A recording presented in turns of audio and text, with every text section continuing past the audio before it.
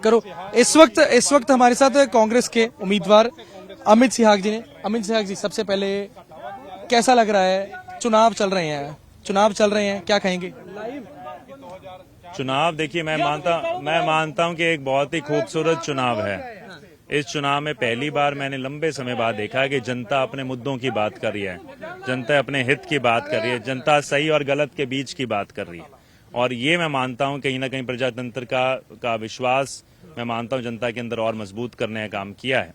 और इस बार मैं मानता हूं सच्चाई जीतेगी, शराफत जीतेगी, विकास जीतेगा, अहंकार हारेगा, झूठ हारेगा, जो डराने धमकाने की राजनीति वो हारेगी। ये हो रही है, कहा जा रहा है कि डब वाली नहीं कुरुक्षेत्र बन चुका, क्योंकि भाइयों की लड़ाई चल रही है, हालांकि पॉलिटिकल लड़ाई है। नहीं, मैं वही कह रहा हूँ, ये एक सामाजिक रिश्ता अलग होता है और हमारी विचारधारा बिल्कुल विपरीत है। जिस तरह से मैंने कहा कि 17 साल पहले एक यहाँ प्रयास मेरे पिताजी ने शुरू किया था, संघर्ष शुरू किया था, जहाँ यहाँ पर विकास की बात नहीं होती थी। यहाँ सही मायने में एक डर और दबदबे का माहौल होता था। 4 साल जो नेता कभी आते नहीं थे जनता के बीच में, उसके बाद फिर किसी न किसी तरीके से चुनाव को मैनेज किया जाता था। उस षड्यंत्र को तोड़ने का काम मैं मानता हूँ 17 साल के लंबे संघर्ष के बाद जनता का विश्वास जीत कर किया गया है।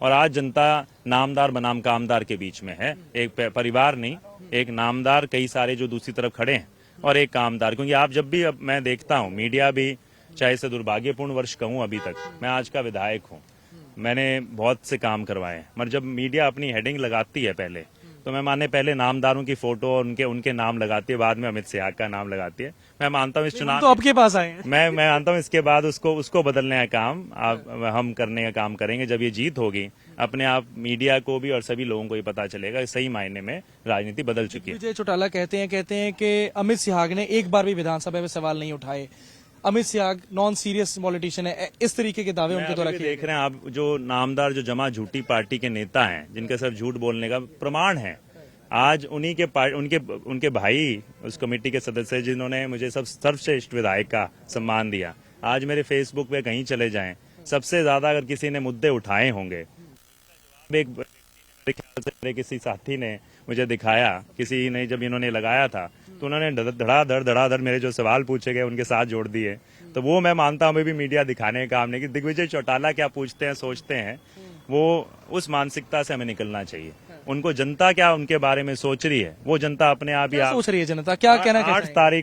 8 तारीख को नतीजा दिखा देगा, जब जमानत पे जमानत जब्त होंगी और उसके बाद आपको नतीजे मिलेंगे, तो अपने आप जनता का जो प्रजातंत्र में उनका मन है वो अपने आप। रणजीत चौटाला कहते हैं कि कांग्रेस आगे चल रही है, उसके बाद भाजपा है, उसके बाद अन्य पार्टियां हैं, लेकिन मैं कईयों के साथ जो है वो अभी भी संपर्क में हूँ, और कई कम से कम 10 से 12 होंगे जो इंडिपेंडेंट होंगे, और हम लोग डिसाइड करेंगे हम किसके साथ जाएंगे। देखो, ताऊ जी को फिर मतलब ताऊ जी ने भी इसका प्रमाण दे दिया कि भाई आने वाली सरकार कांग्रेस पार्टी की है। तो ये आपके सामने है कि सभी का मन आज एक ही दिशा में दिखाई दे रहा है। सभी चाहते हैं कि अगली सत्ता के अंदर हम कहीं ना कहीं हिस्सेदार, भागीदार बने।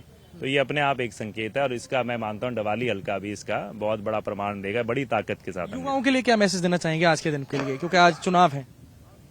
युवाओं को मैं यही कहूंगा, देखिए, अगर हम 4.5 साल मेहनत करते हैं, जिस राजनीति को हम बदलना चाहते हैं, आपके भविष्य के लिए बदलना चाहते हैं, आप बेरोजगारी में हरियाणा नंबर 1 पे है, मैं चाहता हूं रोजगार में नंबर 1 पे हो, आज नशे में नंबर 1 पे है, हम चाहते हैं कि इस नशे को जड़ से खत्म करें।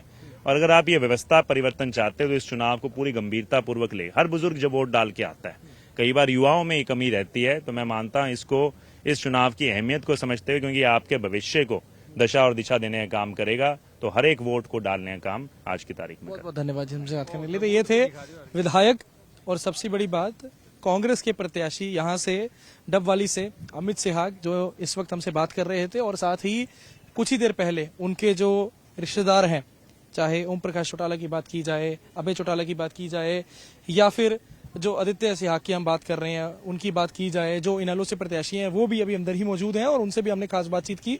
यानी परिवार इकट्ठा जरूर हुआ है, लेकिन ये कह सकते हैं वोट डालने के लिए वोट जिस मर्जी को डालेंगे। हालांकि ये ऑफ कोर्स यही बात है, ऑब्वियस सी बात है कि अपनी अपनी पार्टी को भी डालेंगे, पर सिंपल सी बात ये है कि एक जगह इकट्ठे जरूर हुए, पर अलग अलग आइडियोलॉजीज के साथ अपनी अपनी एक दूसरे के खिलाफ जरूर खड़े हुए हैं पॉलिटिकल आइडियोलॉजी के तहत। जी।